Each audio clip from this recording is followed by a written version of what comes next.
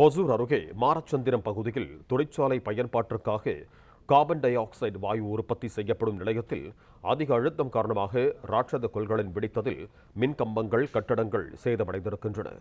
இது தொடர்பான கூடுதல் விவரங்களோடு இணைகிறார் எமது செய்தியாளர் வெங்கடேசன். வணக்கம் வெங்கடேசன், உங்களிடம் இருக்கும் தகவல்களை பகிர்ந்து கொடுங்க. வணக்கம் சார்.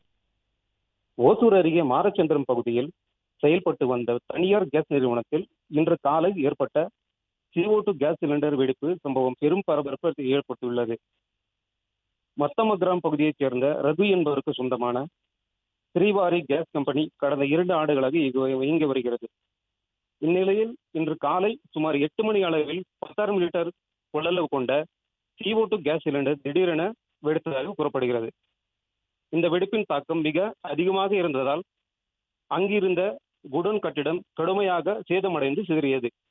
மேலும் வெடித்த சிலிண்டர் சுமார் 500 மீட்டர் தூரம் வரை காற்றில் பறந்து வேறு இடத்தில் விழுந்திருக்கிறது. இதனால் சாலையோரத்தில் இருந்த 5 மின் கம்பங்கள் முற்றிலும் உடைந்து சேதமடைந்திருக்கிறது. இந்த சம்பவத்தால் அப்பகுதியில் உள்ள குடியிருப்புகள் மற்றும் விவசாயிகள் நிலங்களுக்கு மின்சாரம் துண்டிக்கப்பட்டுள்ளது. நன்றி வெங்கடேசன், உங்கள் தகவல்களுக்கு. பிளே ஸ்டோர் மற்றும் ஆப் ஸ்டோரில் இருந்து பாலிமர் செயலியை QR கோடு மூலம் பதிவிறக்கம் செய்யுங்கள். செய்திகளை உடனுக்குடன் பெறுங்கள்.